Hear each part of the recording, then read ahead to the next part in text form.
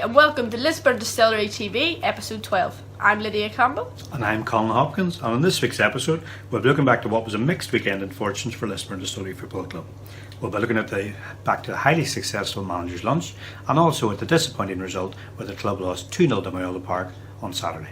We will be bringing you the full match highlights from the game against Moyola Park, including an exclusive interview with midfielder Aaron Harris, who's making his debut on Lisburn Distillery TV. We'll also be hearing from the guest from the manager's lunch Saturday, Stephen Small. We will then reflect back on last weekend's Premier Intermediate League games, as well as looking forward to this week's and getting an update on the Colin versus Lydia score challenge. And we'll also have an exclusive piece of distillery history, which you will be able to bid on as part of an auction we're running on the show.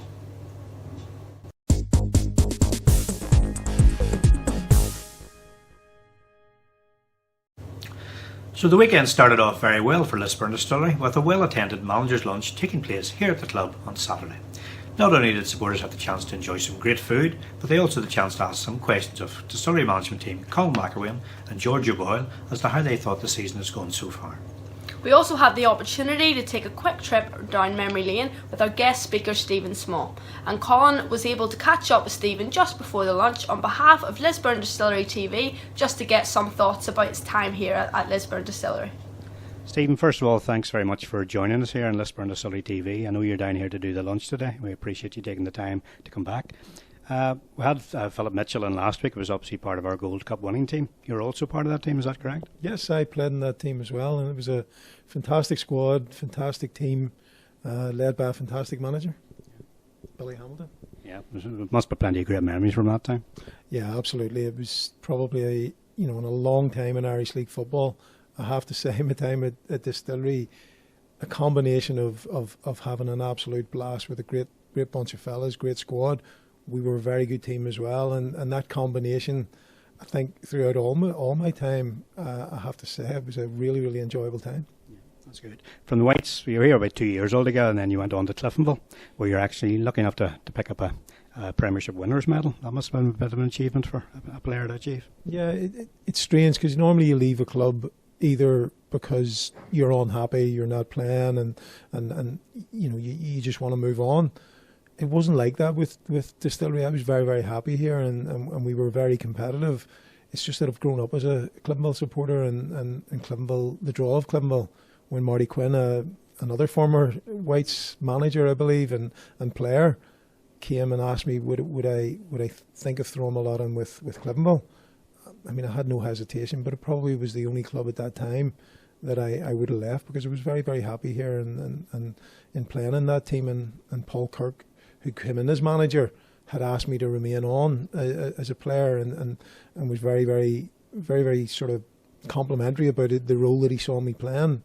But unfortunately, I'd already made my decision that I was going to leave at the end of that season, and while I'd like to have played under Paul Kirk because he's a fantastic coach, the draw of Cliftonville was always too much. Eventually, when you retired playing, you moved into management. You managed to achieve a promotion to the Premier League with Kerry Rangers. Once again, that must be a big achievement to be proud of. Yeah, I mean, I've been quite fortunate as a player to pick up, medals and do well, and that sort of carried on into coaching, because it's a completely different business, and there's no guarantees that any player can be a successful manager. And when I first took the assistant manager's job, I really had to learn on the job very quickly, and after Graham McConnell left Kerry Rangers, it was my job to take the team over, and I learned on the job, and we progressed every year to the point that we became really strong challengers for a league title and promotion that went with it.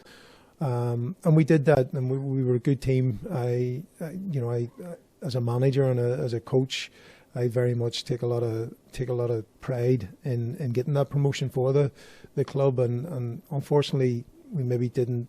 There's two jobs. There's one, getting a team into the Premier League, and there's another job of keeping them there. I think the club here would very much know that anyway. May or may not be aware, but you were one of the names in the frame maybe for that distillery job at one point in time. We would certainly had you shortlisted. I'm not sure we ever made contact at that stage. Would that be a job? I'm not saying it's available now, because it's not, because Mac and George are doing a great job, but Maybe in the future, maybe that was something might tempt you. Yeah, well, the club, I make no secret about it. That I've played for 3 clubs. Climbill's a club very close to my heart, as is Distillery. When I came back from the United States on a scholarship, I was very honoured to be asked by such a great man as Billy Hamilton to come and play at Distillery, and I loved my time here. So from a management point of view, at this point in time, you're right. I was just talking to the joint management team there, and they're doing a fantastic job of bringing in really good young amateur players and some really good young talent that I've worked with in my other coaching role at Belfast Met. But management at the minute isn't something on my radar. But I do miss getting results on a Saturday, and I even miss getting a bad result on a Saturday and trying to fix it.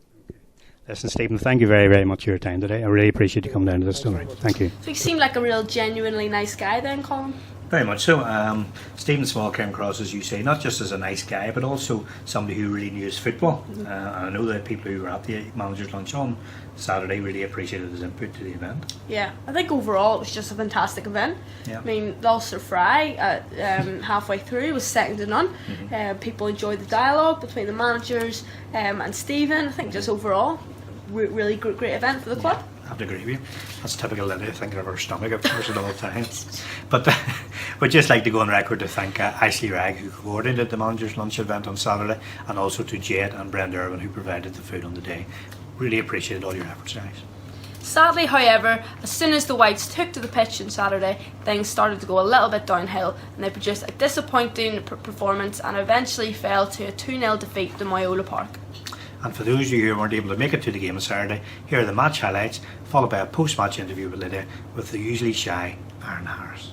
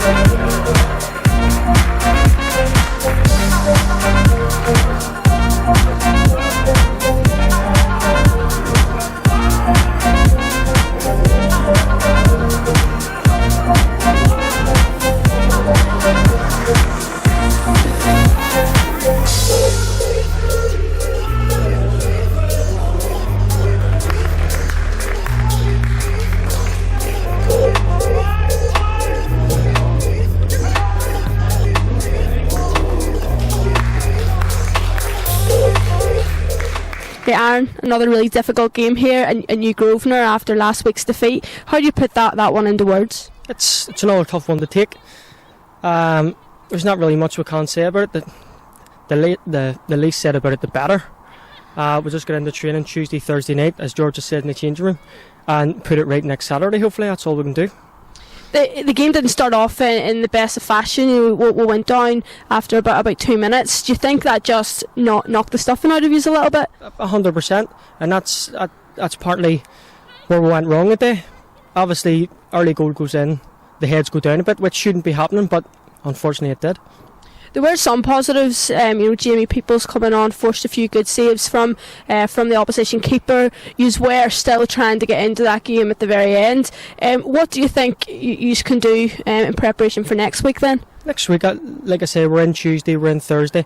First of all, like I say, Jamie was fantastic. He come on as much as the boys going off. It's nobody's fault because 1 to 11 were poor today. But I thought Jamie done himself justice on a day where maybe the rest of us didn't. Next week, again, home at this pitch, we need to do better, and that's all we can do really. Limavadi's going to be a really difficult game. We haven't actually played them this season. We've 2 games with them before the split. What do you see at this stage? What is your own individual goals for the next few matches? Obviously, my individual goals is to be better every game.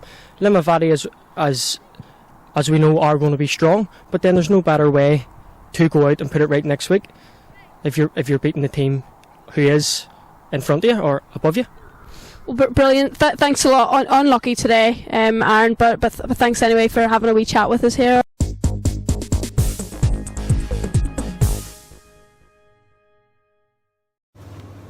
So, Lydia, a disappointing defeat again for the Whites. What did you make of the performance?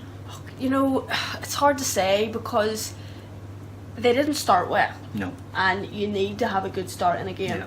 You need to be the first to make every tackle. You need to be the first to head the ball. You need to let your opponent know that you're there. And unfortunately, they did and we didn't. And it resulted in us conceding a goal after, I think I looked at my watch, it was about 2.5 minutes. Hadn't even passed. Yeah. Do you know what I mean? Yeah.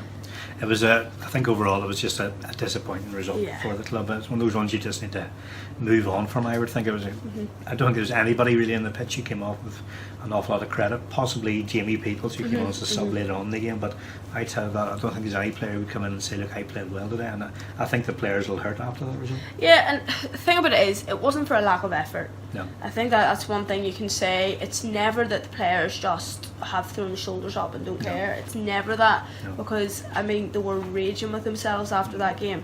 When you look at the likes of social media and you look at things like that, you can quite clearly see the players are so frustrated. And like we said last week, it's because they know they can do better. And when we're looking at the really high hopes, it does bring back a little sense of realism, I think. I agree with and we now actually haven't been really within a chance of the top 3, maybe top 2. No. We just need to make sure we at least hold on to that top 6 spot. We're still sitting in 5th. We're still only 4 points, I think, off the top. So it's not all doom and gloom, but it does remind us that we're not unbeatable. I think it also showed how tough this actual league is. I think any team, we're going to look at the results shortly from Saturday, but I mean, any team in this league can beat any team. I mean, and to Moyola's Park's credit on Saturday, I thought they played okay. They didn't come and lump the ball. They came here to play some football, and to be honest, they played it better than us in the day, and went away fully deserved the 3 points. Yeah, definitely. I agree with that. They like to play. Had it on the ground, and they played the better football than we did. So hopefully the Whites can bounce back whenever they take on Limavady United this forthcoming Saturday. It's Saturday the 25th of February. The game will be played here at New Grosvenor. It's a 3 o'clock PM kickoff, and if you're free on the day, we'd love to see you come down and hopefully cheer the Whites back to winning ways.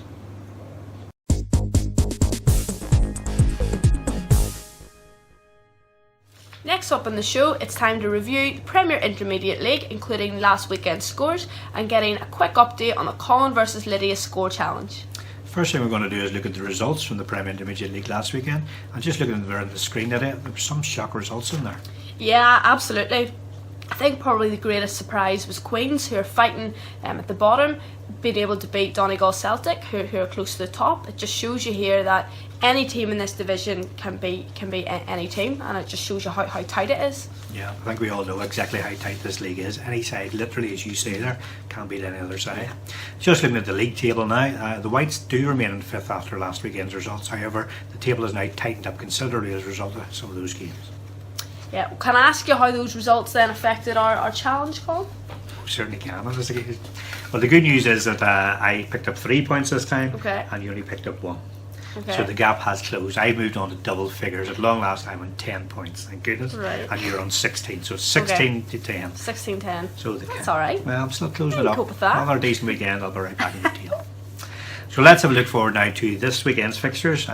Just for people who don't fully understand the way we work with this challenge, it's basically that if somebody forecasts a score 100% right, they get 3 points. And if they forecast the actual match outcome, e.g. home, win or draw, whatever, they get 1 point. So we're going to look and see exactly what we do with that one. There is a forfeit, I understand, to do with this as well. Yes, the forfeit is if I win, which is inevitable, Colin has to wear a Fulham shirt hosting the show at the end of the season, and if Colin wins, I have to wear a Chelsea shirt. Nightmare. Note that there's only one of those two teams that are still in the FA Cup. I'm saying no more.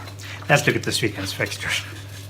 Okay, first of all, coming up this weekend, we have Donegal Celtic against Sport and Leisure. Okay. You go for that one first. Donegal Celtic are going to bounce back and are going to beat them 3-0. I don't think it'll be as heavy as that, but I do think they'll win. I'm going to go for 2-0. 2-0 to Donegal Celtic. Okay. Newington versus Bangor. Bangor got a good result last week. Will that give them the momentum to keep going? I think they might get another result at Newington, but I'm not sure. I'm going to go for a draw. I'm going to finish 2 each in a draw, that one. I was going to go with a draw as well, but you know what? I'm not going to. Now you've squandered me here. Just get a draw. Newington 2, Bangor 1. Okay. The other 2 games in, we've got Newry versus Dundela. You can go first with that one. Dundela score a lot of goals. Newry 1, Dundela 2. And oh no, you have to go. Patience. I personally think that will be a draw as well. I'm going to go Newry 2, Dundela 2. And the last one. Tobermoor United versus Queens. Can Queens continue their winning run? I think it's hard to go to Tobermoor and get a result, and I'm going to go Tobermoor 2, Queens 1. I'm going to stick with Tobermoor as well, but I'm just going to go for 1-0. Okay, we'll see how that pans out, and we'll give you a further update on the Colin vs Lydia challenge this time next week.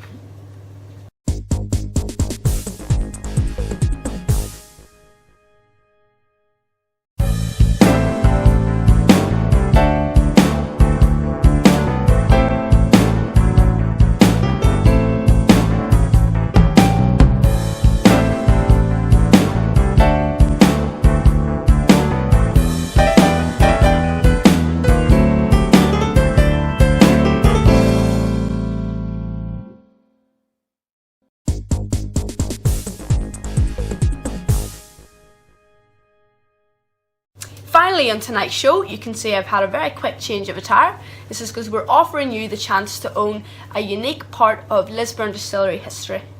Yes, indeed, folks. Over the next couple of weeks, we're going to be holding an auction to own this delightful shirt, which is actually a replica of the 2008 Intertoto shirt worn by Lisburn Distillery when they played TPS Turku in that particular competition.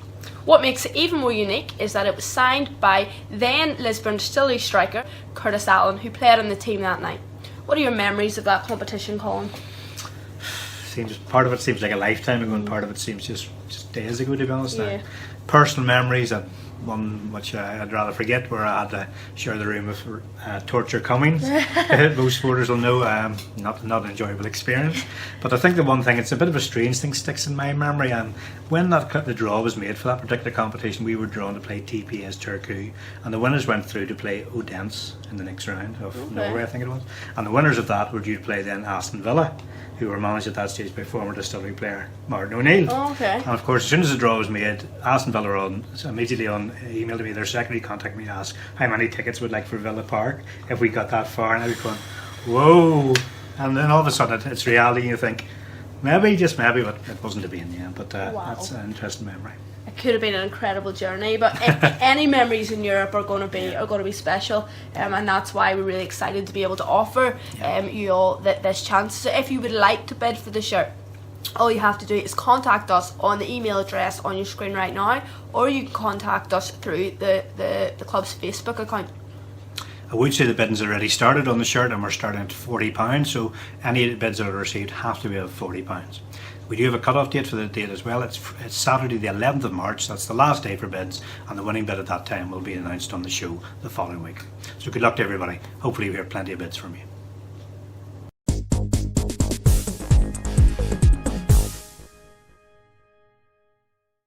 So that's just about it from another episode of Lisburn Distillery TV. As ever, on behalf of Lydia and myself, I'd just like to thank you all for watching. And the good news is that since the show launched in December, we've had over 54,000 views who have actually watched the show. And that really does humble myself and Lydia, and we really do thank you from the bottom of our hearts for your support. If you would like to get in contact with the show, we would love to hear from you. You can do so at the email address on your screen right now, or as ever, you can contact us using the club's Facebook page. Thanks very much for watching, folks. We look forward to coming back next week, episode 13. Come on, you Whites.